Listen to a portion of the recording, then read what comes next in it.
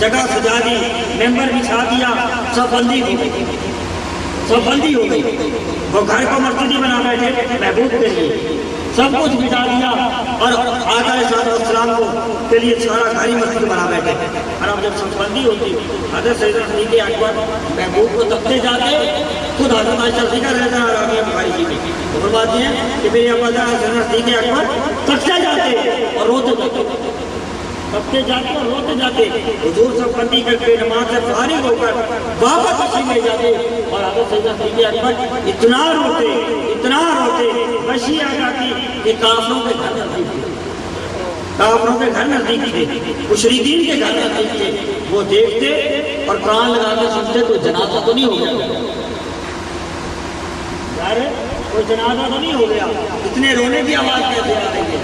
حضرت سیدنا صدیق اکبر اپنے محبوب کی یاد میں، ان کی محبت میں اتنا روتے تھے کہ مشرکین کافر کو پتھر کرتے تھے. یہ عالم تھا ان کی محبت کا. اس لیے ہم سب ان کی محبت میں آئے گئے.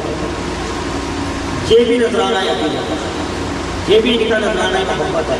یہ تو ایک بات میرے جیون میں آتی ہے کہ ان کی محبت کا حال تھا. وہ سب کچھ مٹائے بیٹھے تھے، انہوں نے سب کچھ قربان کر دیا اپنے محبوب پر. ایک ہماری محبت کا بھی حال ہے. ہم نیک ہیں یا بد ہیں بلاخر ہیں تمہارے، ہم آقا نیک ہیں یا بد ہیں بلاخر ہیں تمہارے. نسبت تو اچھی ہے حال برا ہے، نسبت تو اچھی ہے پر حال برا ہے. تو اس لیے ہم بھی نذرانہ عقیدت بچھائے بیٹھے ہیں، ہم بھی ان سے محبت کیے بیٹھے ہیں. اور ہم جو محبت کیے بیٹھے ہیں آقا علیہ السلام کے لیے فرماتے ہیں کہ جہاں پر میرا ذکر ہو جائے، جو مجھ سے محبت کرتے ہیں، جو میری یاد میں بیٹھتے ہیں، میرا ذکر کرتے ہیں، فرشتوں کیا کرو؟ فرشتوں ان کو خوشخبری دے دے، ان لوگوں کو خوشخبری دے دے. حدیث قدسی بخاری شریف کے اندر ان لوگوں کو خوشخبری دے دو. اللہ تبارک و تعالیٰ نے جب یہ اپنے گھر جائیں گے اپنے گناہوں کو معاف فرما دیا. حدیث قدسی ہے، انعام ہے. آقا علیہ السلام فرماتے ہیں فرشتوں کو اللہ فرمائے گا جاؤ ان کو خوشخبری دے دو کہ یہ اپنے گھر جائیں گے، یہاں سے مطلب سے اٹھ کر ان کے گناہوں کو معاف فرما دیا.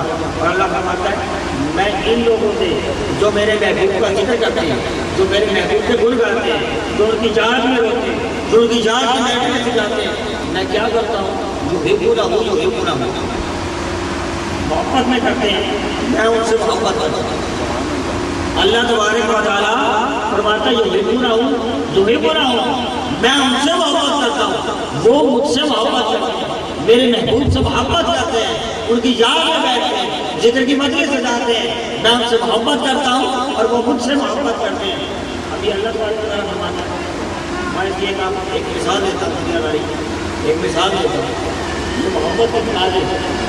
اگر آپ کا کوئی بندہ، یہ پچھلے وقتوں کی بات نہیں ہے، آپ کو تھوڑا سا مادی دور آ گیا، تھوڑا سا وقت آگے چلا گیا ہے، اگر آپ تھوڑا سا پیچھے چلے جائیں 15 سال بھی چلے جائیں 10 سال، آپ کو وقت نہیں ملتا کبھی. اب تو ٹائم بڑا شارٹ ہو گیا ہے، وقت نہیں ہے، مطلوبیت زیادہ ہے. اگر کچھ اپنا قبل پیچھے چلے جاتے ہیں تو کوئی بندہ حج پہ جاتا تھا نا، حج کے اوپر تو لوگ اسے کیا کہتے تھے؟ اس کے حلقہ باپ والے، اس کے رشتے دار، اس کے تعلق والے، اس کے ساتھ جانتا ہوں ساتھی، وہ اس کو آتے ہیں مبارکباد دیتے ہیں، ہاتھ بناتے ہیں کہ کدھر جا رہا ہے؟ یہ بھائی حضور کے وطن جا رہا ہے، حضور کے وطن جا رہا ہے. اسے رخصت کرو، بڑی شان کے ساتھ. یہ کیا چیز تھی؟ محبت تھی. کس سے محبت تھی؟ حضور کے وطن سے محبت تھی. اس کا ایک اظہار تھا. پھر کیا ہوتا؟ جو بندہ آیا وہ آ گیا سب دیوانے بیٹھ گئے. اب کیا کرتے ہیں؟ 12 دن 30 دن 12 دن 20 دن مدینے کی باتیں کیا کر رہے ہیں؟ مدینے کی باتیں کرتے ہیں کہ بھئی مدینے میں مینا میں کیسے گئے تھے، صفا مروہ میں کیسے گئے تھے، حضور کا روزہ کیسا تھا، وہاں پہ نور کتنا برستا تھا، وہاں کی باتیں، وہاں کی راتیں، یہ سناؤ کیسی تھی. دل بہلتا تھا. لوگ مدینے کی باتیں سناتے تھے اور وہ مدینے کی باتیں سننے کے لیے ان کے پاس اتنا وقت ہوتا تھا کہ وہ 10 15 20 دن اس بندے کے گھر رہتے تھے جو حج سے اتر آیا. سبحان اللہ. وہ وقت نہ رہا. اب وقت شاد ہو گیا. اب نہ وہ باتیں نہیں، نہ وہ وقت رہا. اب لوگوں کے پاس سننے کے لیے وہ ٹائم ہے، نہ وہ باتیں کرنے والے رہے، نہ وہ باتیں کرنے والے رہے. اب تو مدینے ہو کے آتے ہیں، حالات بدلتے ہی. اب تو حالات بدلتے ہی نہیں. اب تو مدینے ہو کے آ جاتے ہیں وہی دھوکہ بازی، وہی فراڈ، وہی جھوٹ، وہی چغلی، وہی غیبت۔ اب حالات نہیں بدلتے۔ اب اس سے پتہ چلا خصوصیت کی بات ہے، حضور کو ماننا تو سب نے ہے، ہم بھی مانتے ہیں، آپ بھی مانتے ہیں، سب دیکھتے ہیں، سب جانتے ہیں۔ یہ کیوں ہوتا ہے؟ ہم مدینے ہو آتے ہیں، ہم صفا مروہ پہ ہو آتے ہیں، خانے کعبہ کا طواف کراتے ہیں، مگر حالات نہیں بدلتے ہیں، دل کی کیفیتیں نہیں بدلتی، جھوٹ ہم سے نہیں جاتا، چغلیاں ہم سے نہیں جاتی، غیبت ہم سے نہیں جاتا، حسد ہم سے نہیں جاتا۔ ارے مدینہ جا کے بھی کوئی اور بڑی جگہ ہے، مدینہ جا کر بھی کوئی اور بڑی جگہ ہے، جس کو حضور نے فرمایا میرے گھر کا جو حصہ، میرے روزے کا جو حصہ، وہ جنت کے اندر میں جنت کا، جس نے دنیا میں جنت دیکھ لی تو میرا روزہ دیکھو، اس سے بڑی ہے ریاض الجنہ، اس کو حضور نے خود بخاری شریف میں فرمایا کہ جنت کے ٹکڑوں میں جو ٹکڑا ہے، اس نے جنت دیکھ لی تو یہاں دیکھو۔ تو وہاں جا کر بھی ہمارے حالات نہیں بدلتے، مانا تو سب نے ہے، مگر یہ دیکھو کہ کس نے کتنا جانا تھا۔ بات خصوصیت یہ ہے، مانا تو حضور کو سب نے ہے، مگر یہ دیکھو کس نے کتنا جانا ہے، کس نے کتنا مانا ہے۔ ہزاروں لاکھوں جاتے ہیں مدینے، لیکن مدینہ دیکھتا ہے کوئی کوئی، جاتے ہیں ہزاروں لاکھوں لیکن دیکھتا ہے کوئی کوئی، مگر بات میری محبت کے ٹاپک پہ یہ تھی، اس لیے آقا صلی اللہ علیہ وسلم کی بارگاہ میں جو جاتا تو اس سے 15 20 دن لوگ بیٹھے رہتے، مگر ہوتا کیا تھا؟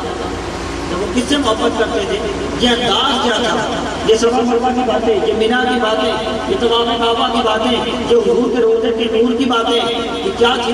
یہ حضور سے تعلق ایک محبت تھی، جس کی یہ باتیں کرتے تھے۔ اس لیے اللہ تعالیٰ کا بھی ایک تعلق ہے، اللہ کا بھی ایک تعلق ہے ان بندوں سے جو اس کے محبوب کے گل گاتے ہیں، جو بےگناہ ہوں، جو بے گناہ ہوں، میں ان سے محبت کرتا ہوں، ان سے جن سے جو مجھ سے محبت کرتے ہیں، جو میرے محبوب کے گن گاتے ہیں، جو میرے محبوب سے محبت کرتے ہیں، اور پھر محبوب یہاں پہ بھی سنتے ہیں اور وہاں پہ بھی سنتے ہیں۔ اس طرح تصرف ادا فرمایا ہے کہ ہم روزے پہ جائیں تو تب سنتے ہیں، ہم یہاں سے بولیں تو تب سنتے ہیں۔ اس کی بھی میں مثال دیتا ہوں، کیسے سنتے ہیں؟ مسند امام احمد بن حنبل کے لیجیے، حضرت ابو ہریرہ سے روایت، حضرت ابو ہریرہ رضی اللہ تعالیٰ عنہ سے روایت، آقا علیہ السلام نے فرمایا کہ 3 کام کرنے ہیں زندگی کے اندر، کامیاب ہونا ہے۔ اس حدیث پر میرا 1 گھنٹے کا بیان نہیں ہوا، صرف ایک اس حدیث کی شرح پر، لیکن کیونکہ اب وہ موضوع نہیں ہے، وہ بات نہیں ہے، تو میں صرف یہ تو جملہ ایک بات آ گئی تو بات کرتا ہوں، ورنہ صرف اس حدیث پر میرا پورا چیپٹر بیان ہوا ہے، جو کہ خاص اس کا عنوان ہی اللہ کا فضل تھا۔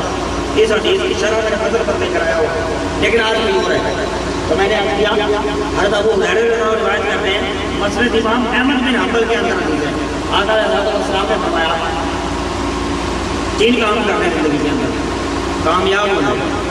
کیا ہے وہ 3 کام؟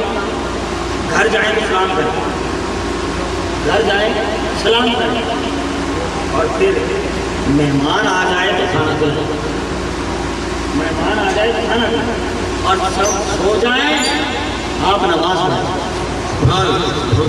سب سو جائیں تو آپ نماز پڑھیں۔ اب میں پہلی بات کو پڑھ لیتا ہوں، اب صرف ایک بات ہے کہ آقا صلی اللہ علیہ وسلم نے فرمایا جب گھر جائیں تو سب سے پہلے سلام کریں، ہوگا کیا؟ اللہ کی رحمت ہوگی۔ گھر جائیں گے سب سے پہلے سلام کریں گے، ہوگا کیا؟ اللہ تبارک و تعالیٰ کی رحمت ہوگی۔ اب پھر وہ رحمت کیسی ہوگی؟ آقا صلی اللہ علیہ وسلم فرماتے ہیں جب گھر کا کوئی بندہ بھی نہ موجود ہو، گھر کا کوئی بندہ موجود نہ ہو گھر کے اندر، اب کیا کرنا ہے؟ حضور آپ کو سلام کرنے کے لیے بتائی کوئی نہیں کرتے اندر، اب کیا کریں؟ اب بھی سلام کریں دیوار سے؟